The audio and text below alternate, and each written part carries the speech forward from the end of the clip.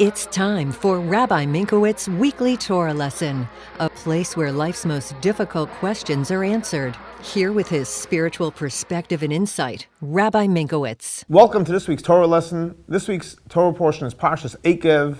The question of the week is, how can you make sure that the reward for your mitzvot endure forever?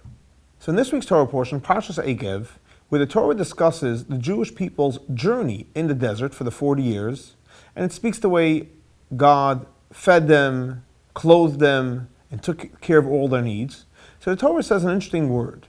Simlascha, your garments, Leib, they didn't wither away, me'alecha, from on you. Now obviously your garments are on you. So why does the Torah have to tell us the garments didn't wither away from on you? So the Rebbe explains a fascinating insight based on a teaching of the Maggid of Mezrich, who is a student of Baal Shem Tov, and he explains like this. Simlascha, what does simlascha literally mean? It refers to your garments.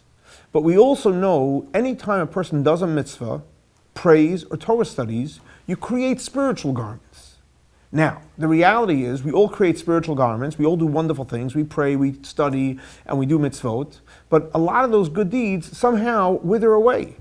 So the Maggid of Mezrich says, if you want to make sure that your reward from your praying and your studying and good deeds don't wither away, so he says, Simlascha, your garments, Leib, if you don't want it to wither away, me'alecha, it has to come from with you.